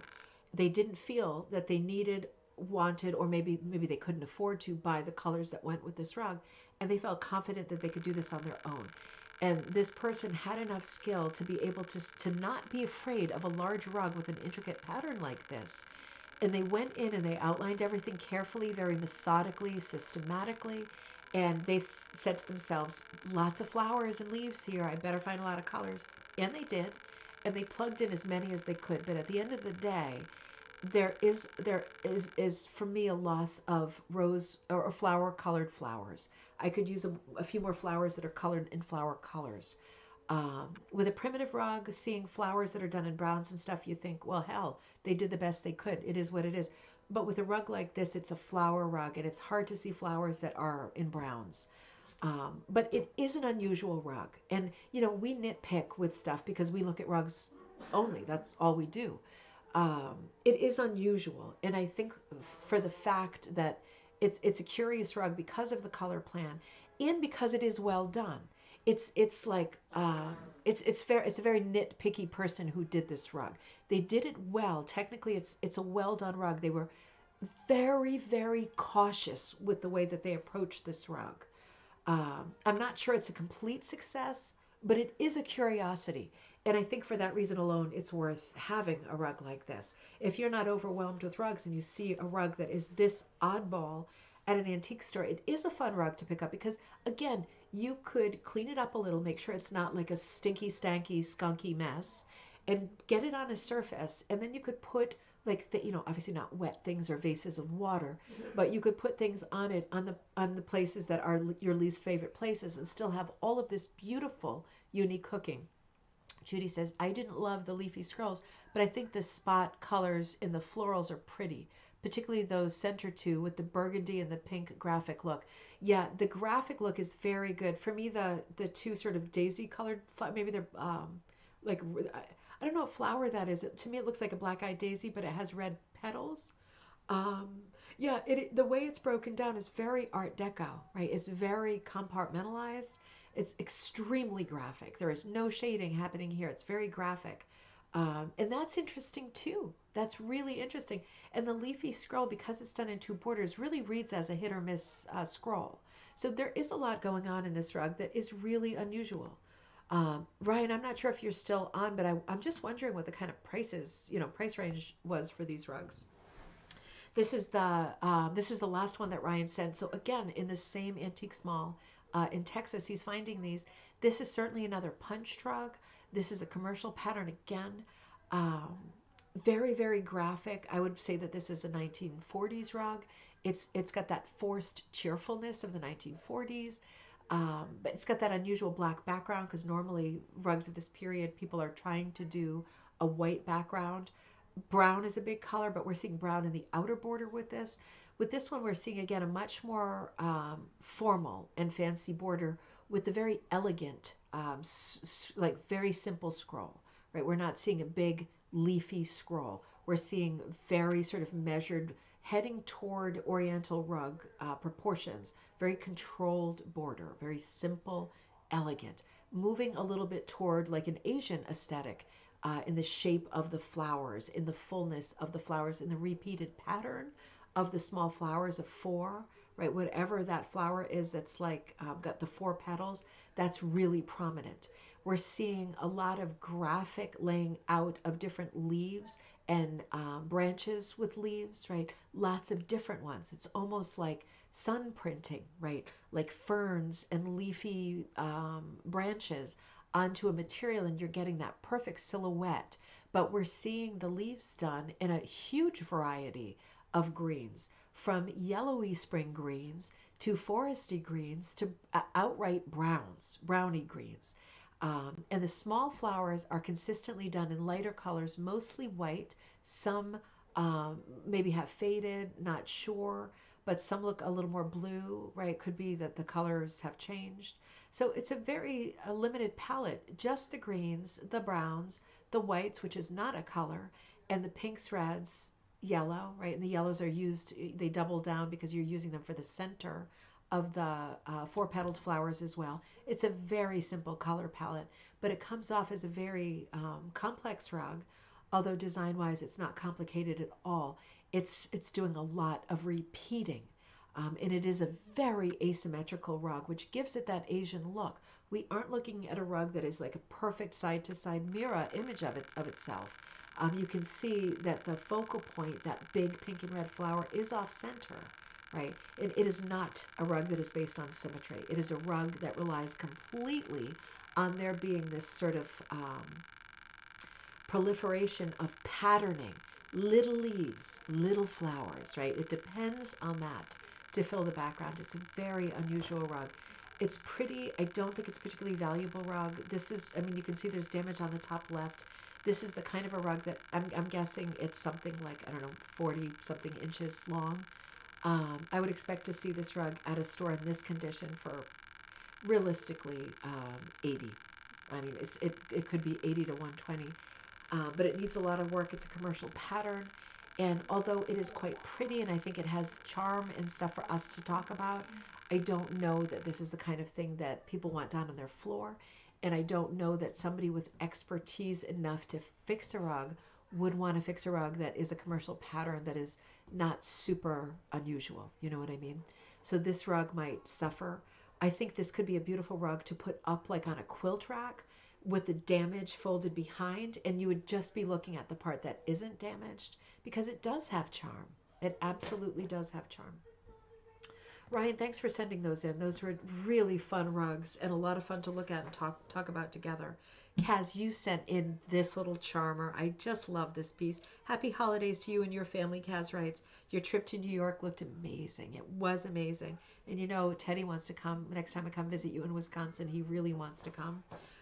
He said that when you sent the last box. Thank you so much to us. He said, when can we go visit Kaz? He's inviting himself over, I'm afraid. Here are my photos of my Christmas rug hooking. The first one is one of my first rugs from about 20 years ago. The pattern is one of those free patterns from Rug Hooking Magazine. I see several mistakes, such as the eye being too big, and the crochet edges being uneven, but I still love it because I transferred the pattern, figured out the colors, did the crochet edge all by myself as a beginner. Well, that all counts for a lot, Kaz. And we are our own worst critics, obviously. I think the eyes are just fine. I don't see any problem with the eyes. I love this pattern. I love the interrupted, very regular lamb's tongues, which is that shape, north, south, east, west, right? Very symmetrical. And interrupted meaning it doesn't go all the way around. I think it's a very, very nice pattern, beautiful nativity rug. You know, with the crocheted edges, they rarely are perfect. And you know, you are using a yarn for your edge. You used a yarn that was color changing or variegated, and it's not going to look perfectly even. I think it looks great. I wouldn't be second guessing the eyeballs or the border. Doing the crochet border is fast, but it's hard and it's hard to stay even. You did a great job. This is a great rug, and I'm glad that you're still enjoying looking at it. I'm enjoying looking at it. I love the sort of goldiness in the lamb's tongues too. It looks kind of like a periwinkle or a light cornflower blue in the background. I really like that. I like that blue with that very warm gold, or maybe it's a golden brown. Super, super pretty. It really is gorgeous. Oh, thanks, Kaz. Yeah, he is keen. He is keen. And this is the more recent project that you've worked on. So let me see. So the second photo is a punched Santa. Recently, I took a Zoom class from Simone Voivodin through Amy Oxford Rug Hooking School. And that is online now. I used size 10, 9, and 8 regular punch needles for the body and number 13, the fine needle for the face. The nose is sculptured. Oh, good for you. Oh, that came out great. I made it pink to match my pink tree. Oh, how fun is that? That is so fun. Yeah, let's look at this together. So I'm going to make it a little bit bigger. That really is such a lot of fun. Simone is great too. She's such a great person. We looked at her book when it first came out. Such a great person. I bet she runs a great class. This is so much fun. Kaz, was the beard done with punch? Did you punch and just like pull the yarn really really long to give it that kind of height? Because that's beyond an 8, of course. That's way out there. And you sculpted the nose like Waldoboro sculpting with the punch needle? And Nikki is asking what number strips were used. I think it's probably yarn, Nikki, because with the punch needle, you can punch with wool strips, but you keep running out constantly and having to rethread your needle, which is a real pain. So it's not unheard of, but most people do punch with just yarn. I don't mean just yarn. The beard is pinch and pull. Okay, so you're pulling it to get that sort of cascade where it's like short at the mustache and then a little bit longer around the mouth and then very long down at the bottom of the beard. That really is so charming. And you sculpted that nose because it's otherwise flat, right, Kaz? You sculpted the nose the same way. Were you pinching and pulling, or was that just you changed needles and you got that different height? That looks very complicated, but it came out so well. I have to say, I love it is pink, but it is kind of a mauve color, isn't it? I really love that color. That's such a great piece. And does it stand on something, Kaz, the Santa character? Does he stand on like a cone or like a paper towel roll or something? Or is he good just hanging out on his own? Because he's got some weight, right? He must have some weight. That is just a super charming piece. I know you're probably answering. I just hit you with a bunch of questions, but really, really fun. And Kaz, you punch the top too, right? That's not like a pom pom sitting on top of his little hat. That's actually. Oh, you were talking about the Christmas rug. The Christmas rug. Okay, let's go back, Nikki. I'm sorry, sweetie. Let me see. I'm so sorry. Let me come back over here. Oh, that looks primitive. We'll have Kaz tell us, but I'm guessing that is a number 8 or 9. That's a really wide cut. And Nikki, you see how, like, when you've got that wider cut, you see each loop so much clearer than you would if it was like, remember at the beginning we looked at the number 3, Karen Garby's Ice Skater, and you really, you get a feel for the texture. You know that it's fiber, but you're not seeing each individual loop because they're so small. When you get to the bigger primitive cuts like an 8, 9, 10 and up, you are seeing every loop. And in that regard, every loop counts, right? Because it only counts if it's in the wrong place. Otherwise, it's doing its job and it's filling the space and it's giving you that sort of loose primitive look. But when you get one loop in the wrong place, when you're working with a thick cut like this, it's very noticeable.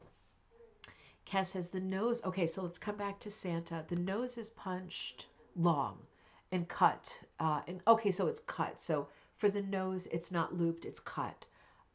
Then use the scissors to shape, just like Walter Brown. Fantastic. And okay, and for the top of the hat, the pom-pom was made using a fork, not punched. Okay, so a good old pom-pom and right on top there. So many different fiber effects in that one piece. That really is lovely. That is so fun. What a great piece. Kathy, queen of primitive. Speaking of primitive, this is another fun piece, and I had not seen this one yet. You said a fun little pattern to hook, a little different for me since I did it in. I was going to say this does not look like a primitive cut. It's not. It's a 4 and a 5. So that's like that's right in the middle, right? That's right in the middle. Not a primitive cut. We say primitive starting at cut number 8. And Kathy says I added a few embellishments like the cardinal and the snowflakes. Oh man, that is so pretty. And the sort of their buttons, right? The applique buttons. Oh, the carve. Okay, yep. So the snowflakes are buttons, and the cardinal I see at the top. He's holding a little tree, almost like a staff, like a little branch. That is so clever. I love Snowman. I love his lumpy body, and he's holding his star like a purse. And down at the bottom, you have got like bright white, what looks like really thick yarn. Is it like the velvety yarn? It's got super high texture. Were you using the door sparkle wool? Because I feel like I can see sparkles in the background. Love the shape of his hat. I love the darkness, the warm color of his hat, but also I love the shape of the hat, like it's a bucket, and then his scarf flying backwards against the navy night, because it does stand out, but it does really read as a great night scene. What a personality you have managed to create here. Absolutely. Absolutely. It's just a fun piece. You got some shadows in too under the arms. Sometimes I struggle with snowmen shapes. And looking at this design, I'm thinking this is a really great shape. This is like the old-fashioned Victorian snowman, isn't it? Where he's not made up of distinct balls like Frosty. He's got like one body shape, like he's like one unit coming down. It's really smart. It's a really cool shape because he's got kind of like that long, even body. He does not have like an hourglass shape, like as if he was made of like three balls. And it kind of it the shape of the hat for me kind of complements the lumpy shape of his body. I really like it. It's a super fun piece. All of your pieces are fun. And you do so many great Christmas pieces. But I really like this piece. And I feel like I'm seeing a sparkle in the background. I love the snowflakes being used like that. You know, this is like, it's so easy to be an enabler and a hoarder when you work in this craft, because you see things like pretty snowflake buttons or a button with a cardinal, and you really want to have it and keep it until that moment when you need a cardinal.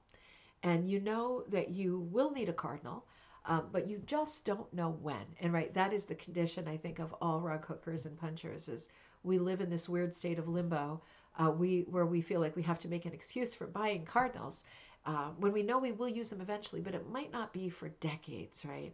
So it is fun to have these things. And I guess bottom line is, when you see things and you like them, like buttons and charms and things like that, you probably should get them, because you know if you leave them, you will not find them again, and you will waste so much time online searching for the thing that you walked away from that didn't cost a super amount of money anyway. Very, very charming. I love the embellishments. It's a really, really sweet and fun piece. Dee, you sent a great email too. Let me read this. You sent a bunch of rugs that you have done over the years. So Dee, you took some pictures of Santa rugs that you've made for your mom over the years. Sharing if you need more gallery pics. I always need gallery pics from you. You said specifically the Cushing Santa is your absolute favorite. I remember we talked about that piece when I was just down there visiting you not that long ago. Let's look at all of them now. I want to look at all of them. I'm just opening Cindy's piece, so we're on deck there. Now, this is a real charmer. You've got a contoured piece, so you've got an irregular border. You've hooked it. You finished the edges. It is very irregular. It's the shape of Santa, and you've got it mounted on one of these pretty vintage antique ironing boards. That's such a great use for it, because I love these boards, and I have a few of these ironing boards. And if you have one of these ironing boards, you have probably also had the experience that it collapses suddenly, unexpectedly, and to your horror at the worst possible moment. So this is a great use for it, because there it is, safely in the corner, being beautiful and hosting this lovely Santa that is hooked by Susan Gonzalez. Oh, Dee, Susan is the person you were talking about when I was down there, right? that used to have a shop, and you were saying like the shop is maybe closed, but she had done so many great designs. I'm anxious to learn more about Susan. Yes, this is beautiful. I love the Santa being a little bit off center, not like a head on view. I love the long hat with the pom pom. I love the shape of the border on the coat. He's a great Santa. I'm very anxious to hear more about Susan. This is another great Santa. When I was putting this one in the slideshow, I thought, man, like the snowman, the proportion, it's like a straight shot down, right? We're getting a pretty straight silhouette, a very flat silhouette, but it's such a good solid shape. It really makes it, particularly I think in silhouette, makes a very unusual piece. This is such a simple piece, but little touches like his body, like the extra long beard, right? Like the way that his facial hair, like his mutton chops or whatever, are kind of feathery against his dark coat.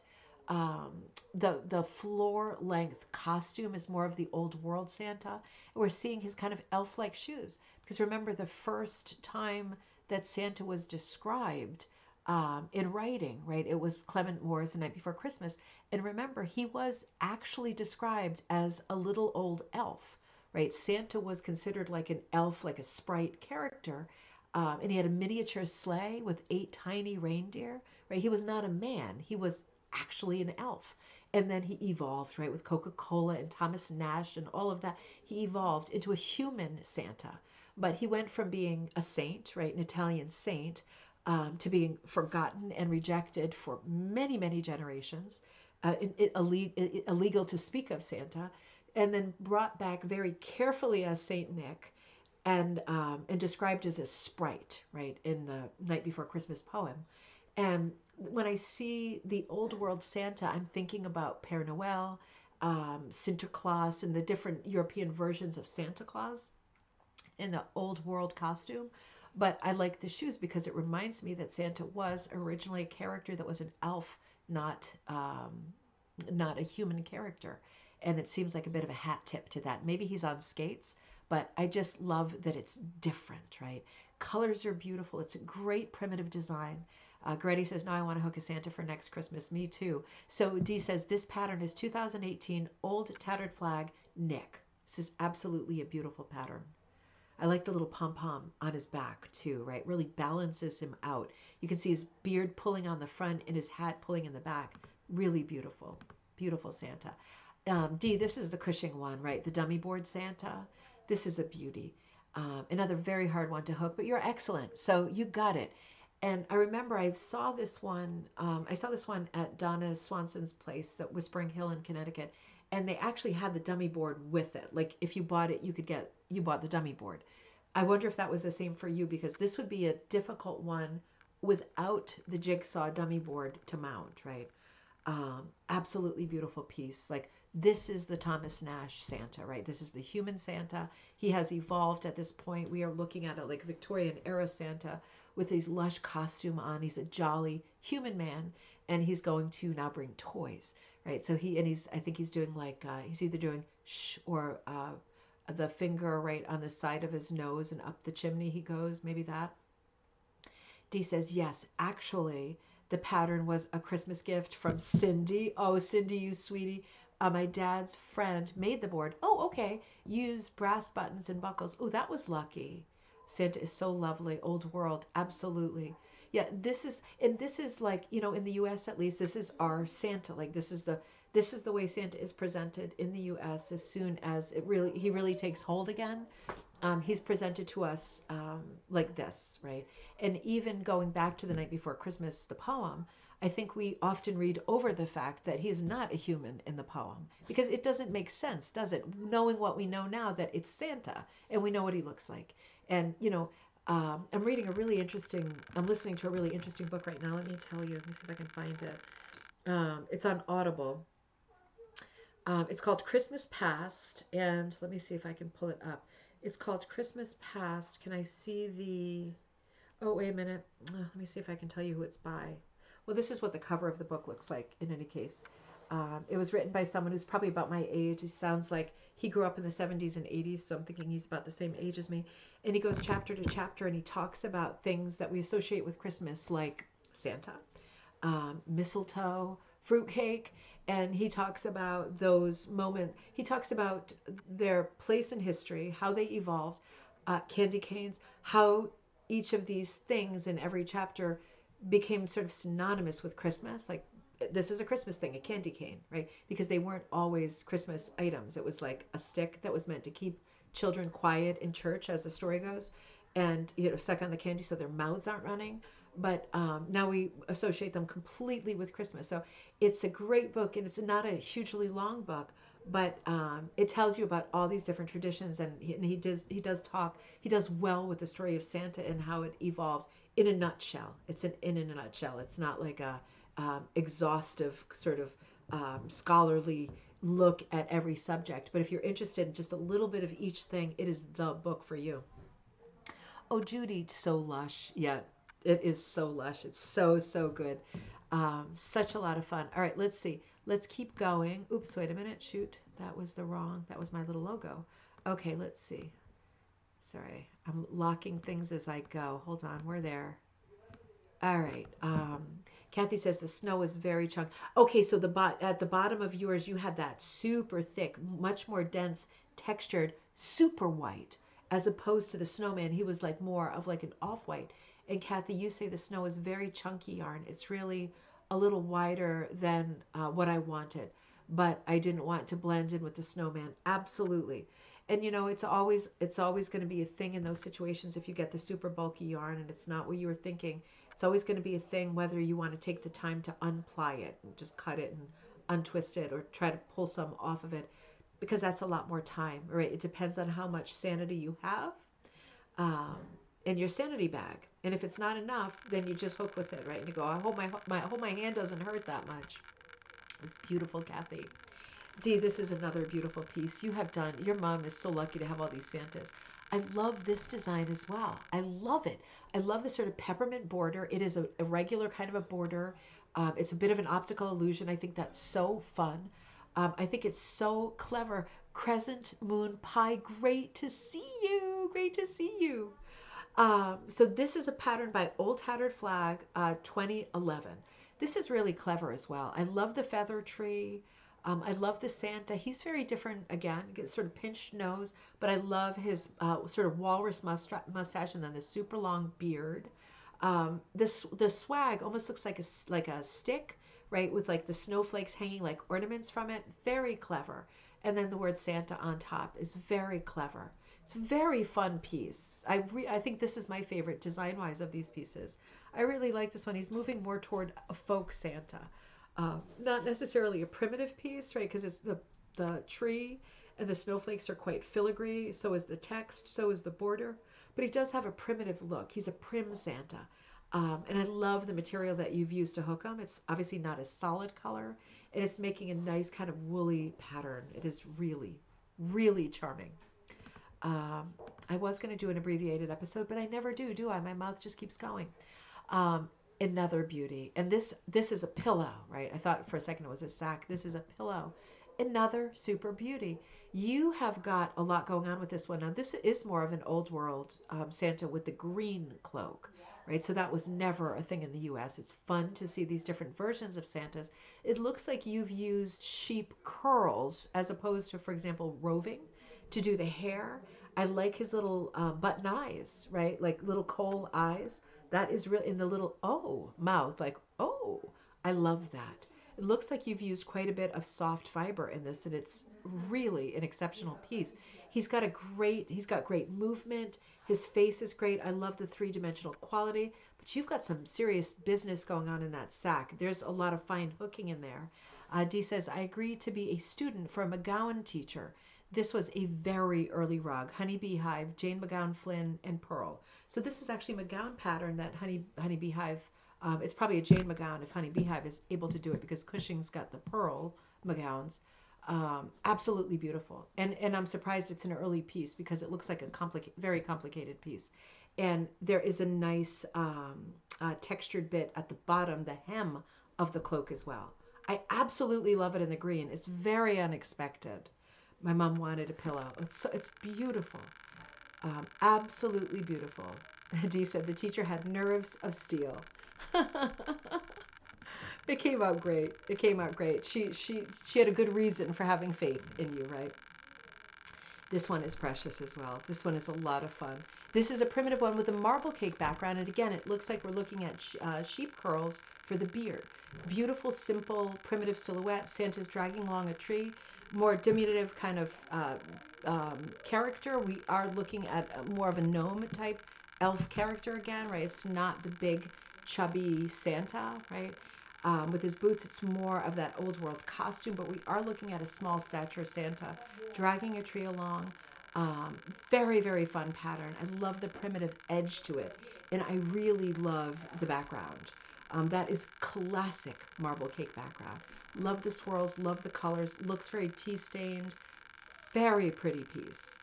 Judy says the background and border really set him off beautifully. They do. It almost looks like wood, doesn't it? And Dee says, this is my first Santa for my mom, the Woolen Gardener. Jan and Fred Cole. Okay, I don't know those names. I'm going to have to check. Really fun to do. You think I have sheep in the backyard? Yeah, you are using tons of sheep curls, but they're perfect. They have such good luster and such nice, tight, curly properties to make a beard. It's just what you want to see. Yep, so pretty. Watching from Abu Dhabi. Oh my gosh, how exotic. Lucky you, the Sage Gardens and Art Studio. Gosh, that sounds like fun. Very exotic. Great to see you. And Nikki says, and beard. Yeah. I mean, it really stands out when you do something textured like this. And, you know, it feels like it goes full circle when you're hooking with sheep's curls, right? Because it is a completely unfinished, unless we're talking about dyed sheep's curls or whatever. And there's tons of those, and they are a lot of fun to handle and a lot of fun to use. But it is like we're still using wool, but we are using just the raw curls. And you can't help but get this texture when you hook with curls. Again, it's not the same as wool bat or wool roving. The curls are actually the curls. So different sheep give different curls, like have different curls. And you find them, you know, in online stores, at fiber festivals and, you know, markets. You do see curls that are dyed, and that is very exciting. But if you're thinking I'm going to use them and I'm not going to make them look curly, that's not going to happen. When you're hooking with them, they do come out like this. So you do want to be thoughtful about using them in places where it makes sense to see them. And obviously, Santa's beard is the perfect place to find these white woolly curls, right? Sheep's curls. So pretty. Oh, Dee, I appreciate you and I love you. I'm so happy that you're there and you sent some beautiful pieces. Dee, this is one of your pieces, right? And I have one more after this. Cindy, I have yours right after this. This is another beautiful pillow with what looks like sort of a feather tree, the kind of apples on the end. This is really funny because this is like one of the designs you will see for the Louise May Alcott too. It's I did something that is totally different proportions, but it is a similar kind of a design. And the design that I drew is called the Cherry Tree Carol. Is in the Cherry Tree Carol, which is one of these like ancient British carols.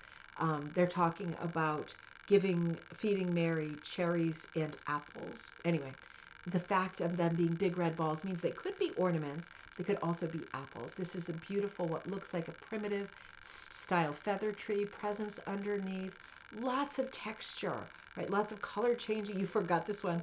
Not color changing, but textured patterned wool. Very primitive. Sort of the photograph corners, right? The brown corners. Very primitive. I love the dark, heavy spine to the tree. It is such a great piece. She must love all of these pieces. Nikki. Oh, your mom drew this pattern for you. God, so this is the most special one because this is your mom's pattern. It is super special. It is super, super lovely. I love the colors that you did. Um, you know, you do primitive so well, and I know you, and you're so alive and colorful and wild and free. And it's so funny to see you work in primitive colors, but you do it so well, right? There's no reason why you can't do everything. You do like wacky stuff really well, and you do primitive stuff really well. You walk that balance beam in a way that's hard to walk. All of these pieces, Dee, were beautiful. I love them all, and I'm so glad that you sent them in. Cindy, I caught yours before I went live because I saw you working on this last weekend, the weekend before, and you said you had been working on this last winter too, right? And we kind of commiserated together because we both agreed that we both have that sort of problem where we do not want to work on holiday pieces when it is not the holiday. I have that bad. I have that bad. I cannot work on Halloween, Christmas, whatever Thanksgiving pieces when it's not the season. I have to put them away and take them back out again because it makes me feel off. It's like when someone leaves a light on and it's daytime and they forgot to shut it off, and I'm like, why is the light on? It feels off. Um, yeah. And yeah, you don't like working on pieces out of season. So it took a little more. It's not that it took more time, it's just it went away and it came back. Cindy, it's so gorgeous that it's incredible. Cindy, do you remember you were telling me some stuff that you were doing with this piece? And I said, "Oh, can I take a video of you?" And we ended up not. And it was a day for partying and fun, so it was not the right time. But I remember you were doing something really different with the border, and I thought, oh, wait a minute. You cut it really close. You whipped to the border in brown, which is exceptional. For this piece, Cindy, is that curls? Is that curls? Or is no, it's the animal yarn. Is it the animal chenille yarn? It's the animal yarn, right? Because you were choosing between three different animal yarn colors for the muff and the hem of the coat.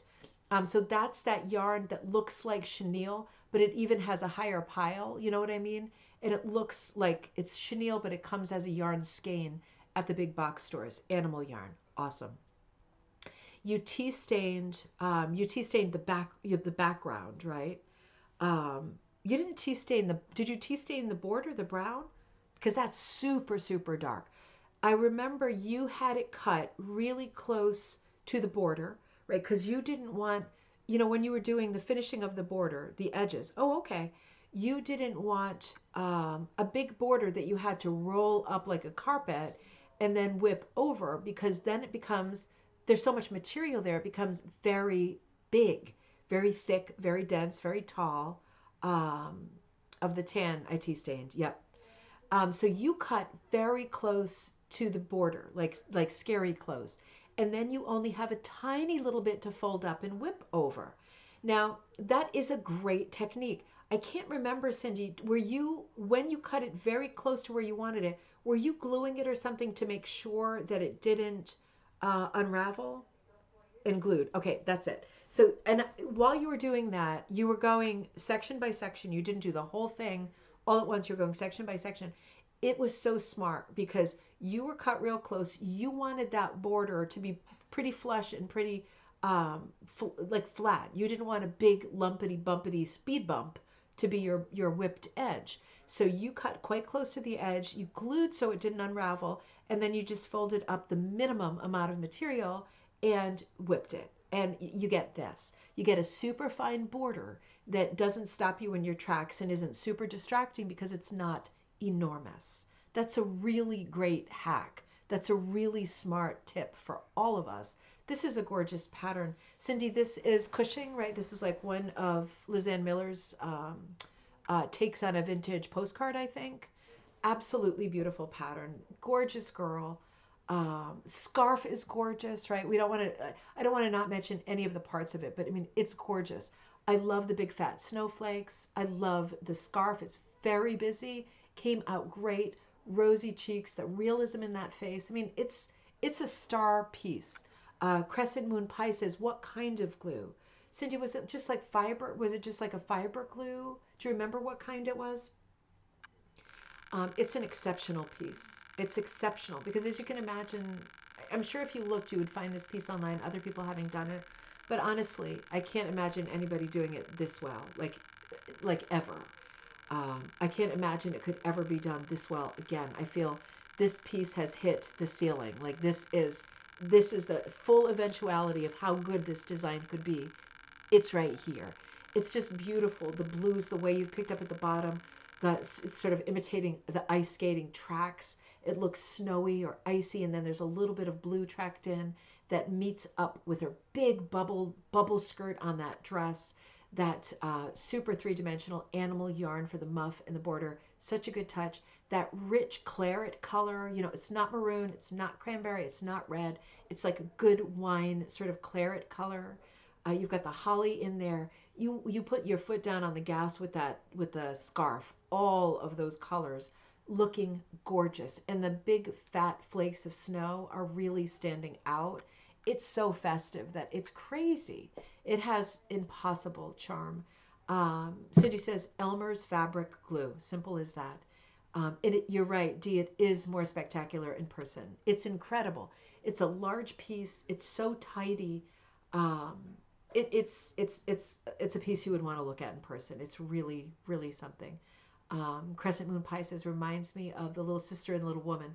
Yeah. Oh God, the ice scene. Oh my God. Nikki, those rosy cheeks and the busy scarf. It's smart. It's balanced well because there is some patterning here, but the patterning is separated by that very heavy, very rich colored jacket. So there's the patterning on the skirt is well distributed, right? It's actually a pattern.